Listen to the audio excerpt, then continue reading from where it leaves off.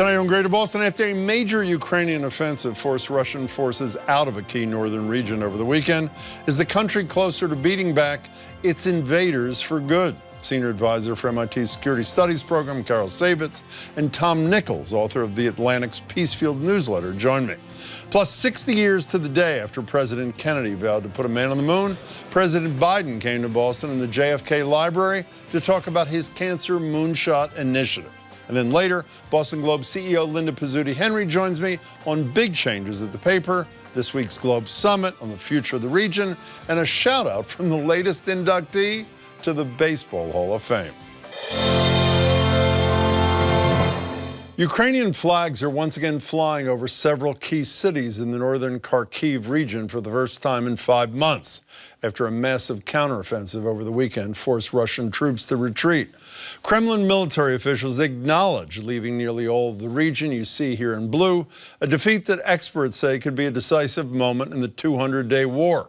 Since the offensive began, American military officials estimate around 500 Russian troops have been killed or wounded each day. And while estimates of Ukraine's losses vary greatly, tens of thousands of Ukrainian soldiers and civilians are believed to have been killed or wounded since the war began. And clearly, it is not over. I'm joined by Tom Nichols, an international affairs expert, staff writer at The Atlantic, and author of its Peacefield newsletter, and Carol Saivetz, a senior advisor for MIT's Security Studies program, research associate at Harvard's Davis Center for Russian and Eurasian Studies, and the Harvard Ukrainian Institute. It's good to see both of you. Thanks so much for being here. Thanks. Carol, do you mind if I ask you, repeat what you asked Tom right before we went on the air? No, what I asked Tom was whether or not he thought he'd see what we're now seeing with this rout of the Russian forces and the major Ukrainian successes in the region around Kharkiv and even going into the Donetsk and Luhansk regions. What's your answer to your own question, Carol? I'm surprised. Frankly, I've been sort of cheering the Ukrainians on, and I have to be honest about that. But I think it really shows up what many of us have been saying all along about the lack of preparedness, the lack of understanding the battlefield, the corruption and everything else that has been afflicting the Russian military from the beginning. There are stories today that the Russian generals are upset and that Ramzan Kadyrov, who's the head of Chechnya, who's one of the major fighters, and says, well, he's going to tell them how it really is. They just don't understand. And Putin apparently canceled a big meeting today with the military leadership. So, Tom, you can answer her question if you choose. But in addition, do you see this as just a one-time heartening moment for democracy or potentially a war-altering one? Well, there's two things. One is I didn't expect to see it at the beginning of this war because there were things that were going on that really were happening layers deep in both the Russian and the Ukrainian militaries. One of them that I think we didn't expect was how quickly the Ukrainian military could do things like develop a non-commissioned officer corps and start getting up to Western standards in the space of only 7 or 8 years, which isn't that long. The other is I think we really underestimated the degree to which the Russians had impoverished their own military basically by just stealing money out of the defense budget and the immense corruption that was behind the defense budget that doomed their whole attempt to create a more professional army. So yeah, in that sense, I didn't expect to see this. I'm somewhere in between the idea that this is the ultimate turning point of the war or that it's not that big a deal. It's a big deal. This is a really big deal to have the Russian military fleeing its positions and leaving its equipment behind so fast that the Ukrainians couldn't keep up with the Russians running in front of them. But this war is, and Jim Stavridis, the former NATO commander, said this as well. This war isn't even close to over. The only people that can decide when this war is over, the only person who can decide when this war is over is Vladimir Putin. And he has to make a decision to stop throwing bodies and iron into this meat grinder that he set up his troops for. So it's a great day. It really gives a lift that the Ukrainians needed, but this isn't even close to over yet. Is it war altering, Carol? Maybe temporarily. I share some of Tom's hesitation about this. I think it changes the contours of the battlefield short to medium term, but we don't know how Vladimir Putin will respond and what he will do next in terms of redressing some of the damage that's been inflicted on the Russian troops. And I also worry, I'm changing the subject a little bit, I also worry about the people back home in Russia who are angry at Putin, but not because he started the war, but angry because it wasn't prosecuted well. And will there be even more pressure on Vladimir Putin to up the ante even more than we've already seen? Well, let me change the subject since you changed the subject, but not totally. When you two were here, either last time or the time before, I asked you, when would this war be over? And you hinted at it a minute ago, Tom, when you said, when Putin's over, when he's gone. Does this help build momentum on this effort when they suffered such an embarrassing failure in this region, starting with you, Tom? Well, the problem in trying to ever predict the fall of a Kremlin leader is that it seems impossible right up to the moment it happens. Right. And so, it's very hard to determine how a coalition might form against him when he's been very good about making sure, I say very good, very competent as a former spy, making sure that those coalitions can't form against him. But one thing I'd look for here is to see who Putin decides to shift the blame onto. If he really does say, now I'm going to start really, imprisoning military officers or, really go after the security services, that could change the calculus. But I also share Carol's worry that the answer is going to be not that we should depose Vladimir Putin, that the answer in Russia won't be to depose Putin, but to get a bigger hammer. Carol, everything I read in the last few days has said that this success in the Kharkiv region is going to put pressure on the West to provide more weapons because, one, the weapons that are provided have worked. Apparently, United States intelligence had something to do with this success. But right before this, we saw not just Republicans, but some Democrats balking at, I think, what was a $14 billion Ukrainian request by Joe Biden. So will this help encourage the West, including the U.S., to do more? Or are we settling back into a difficult morass here? To be honest, I could guess either way. I could guess that there'll be some people who say, well, look at the successes they've had. Why do we need to provide them with any more weapons? And I could see other people saying, let's keep the momentum going. Let's, push the Russians out of Ukraine once and for all. And therefore, we need more weapons. When Tom was talking about the things that were unexpected, I think one of the other things that was unexpected was the ability of the Ukrainian forces to assimilate all the Western technologies so fast and to use them so successfully. How about you, Tom? What's your sense of what this does in terms of Western support? I think it's hard to argue it's hard to argue against more support, given that part of the reason they're having this breakthrough is because of weapons like HIMARS, like the long-range artillery system that we've been sending. If this were the Ukrainians just kind of fighting trench warfare with picks and shovels and winning, you might make the argument that they, maybe they don't really need that kind of money. But the money that we've been putting into Ukraine is showing actual results. And anyone in Congress who's sitting through a classified briefing right now is being shown exactly how that money is helping to win these battles. So, I still think that there will always be Republicans who just dig in their heels. There's always going to be a Rand Paul out there. But I think it's a pretty hard argument to make that this isn't a good case for sending more money, because the money we've sent clearly is having an impact. Just to be clear, though, I understand your Rand Paul reference. What I was referencing last week, prior to all this, included a significant number of really high-ranking Democrats in Congress as well. Speaking of putting pressure on the West, it seems to me it puts pressure on Putin to put pressure on the Western alliance. And one of the things that it's allegedly being contemplated is retaliating by cutting off energy supplies to the West. Here's Here's what Secretary of State Blinken had to say on Friday about the Western alliance and this threat from Putin. President Putin is betting that these actions will break the will of countries to stand with Ukraine. He's betting that the Kremlin can bully other countries into submission. He's already lost that bet. Has he lost that bet, Carol, or is that a risky proposition for people in Western Europe worried about being cold and broke this winter?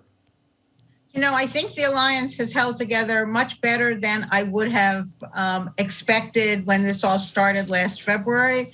I do worry, though, that if there's a full shut-off of natural gas and oil from Russia to the Europeans, and if it's a bitterly cold winter, that there could be some more demonstrations, some pressures on the West European governments, much as there was that demonstration in Prague, I think it was last week or the week before, against the government, with forces both from the right and the left of the Czech political spectrum arguing that the Czechs should give it up and buy gas from Russia because prices were getting too high, et cetera.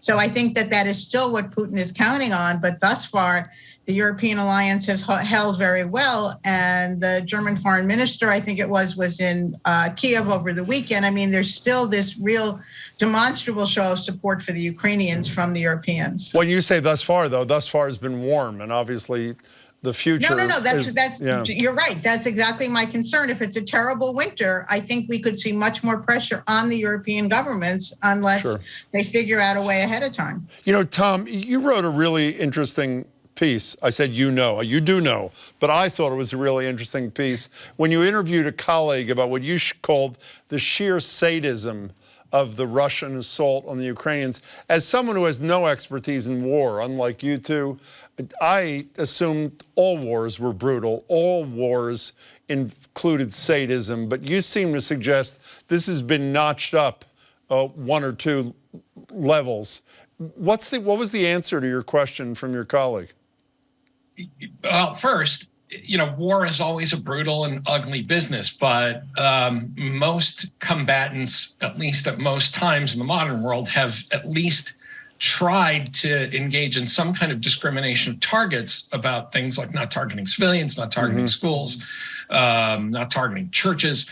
The Russians have gone out of their way, not just in what they're striking from a distance with bombs, but even on the ground, one-on-one, just shooting unarmed civilians. And the reason I found it puzzling is not because I am naive about war, but because the Russians went into this saying, we are there to save our brothers and sisters. We are one people. We are the same family.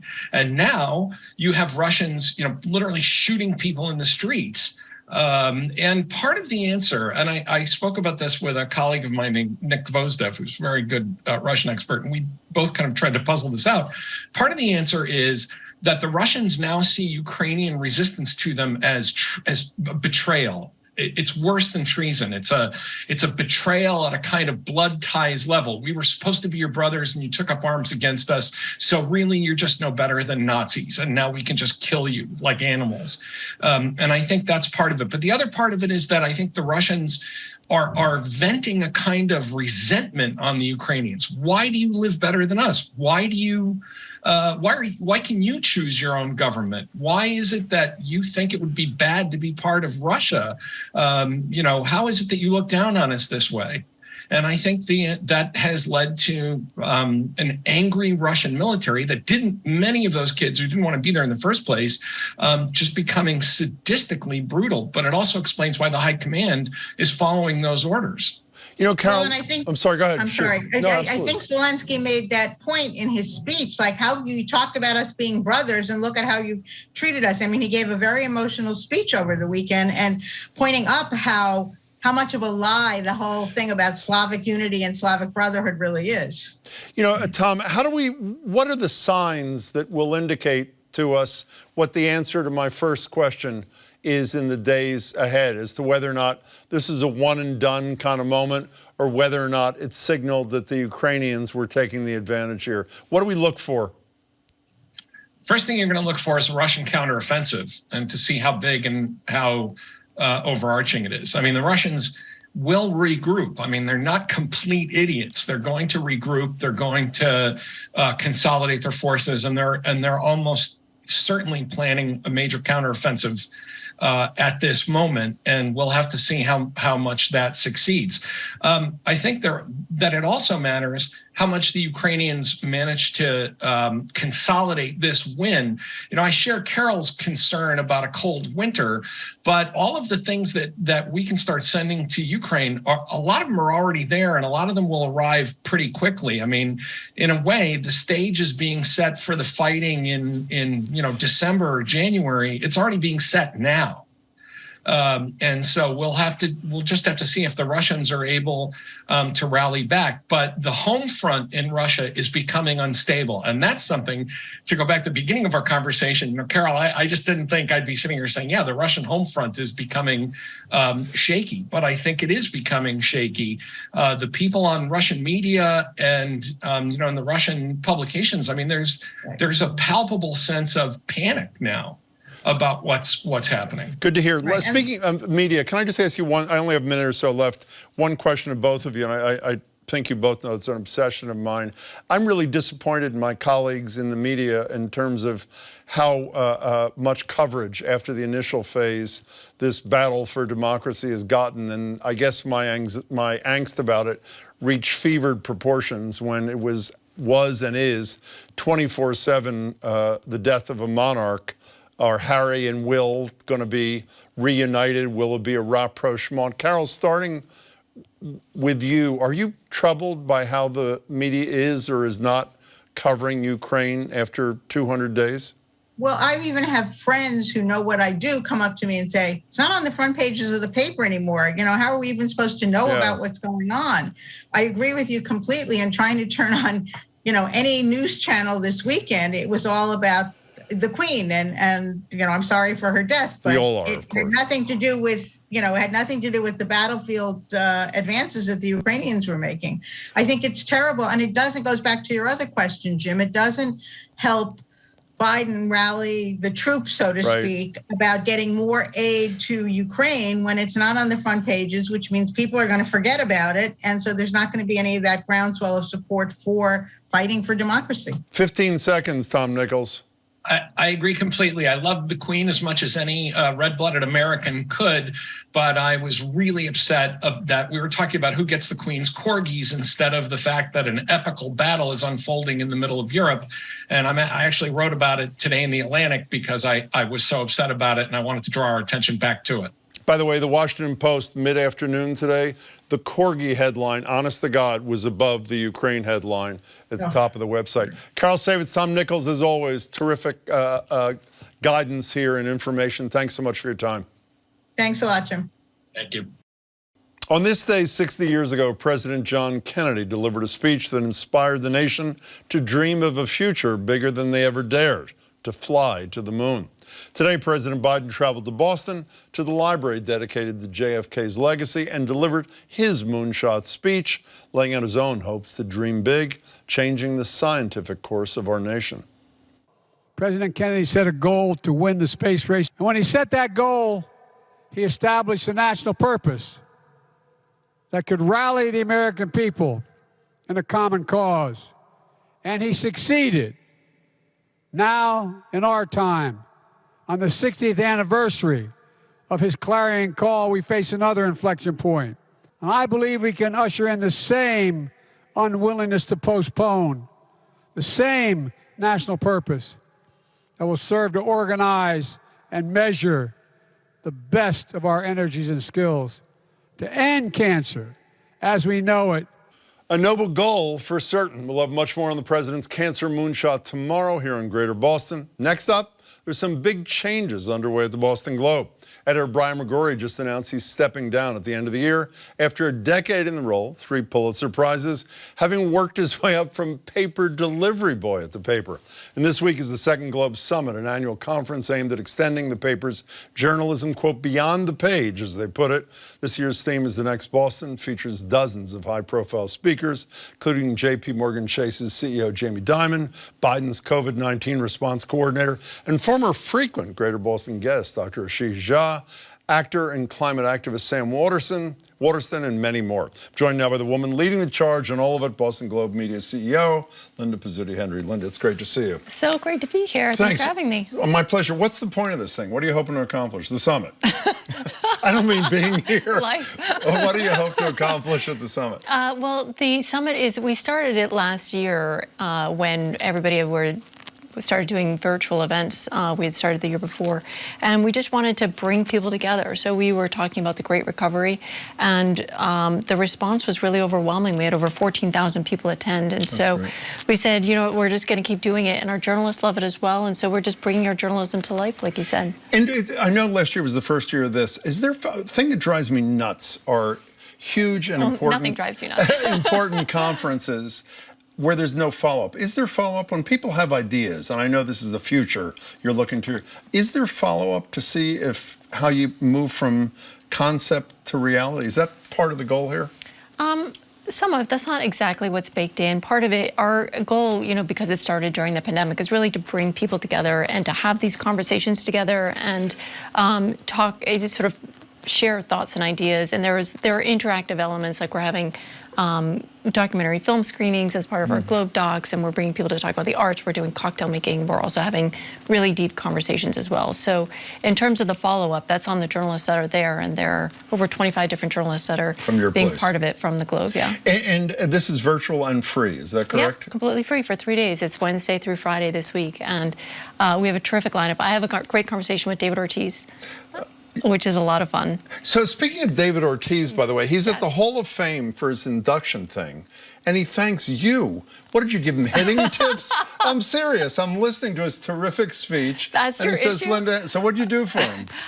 It wasn't me. It's me and John and the whole organization that we've been really good friends and champions of David for a long time. So we were very touched that he thanked us. But no, I had nothing to do with his success on the field. That's not what I hear. In any case, we'll give the web address to register for the conference just a couple of minutes. So as I mentioned at the top, a couple of months ago, I think it was in May, new editorial page editor. Jim Braude, who's phenomenal. And we learned just a couple of days ago, Brian McGrory is leaving at least that position after 10 years. You're totally remaking the face of the paper, except you, essentially, right? No, I'm serious. I mean, is that not daunting?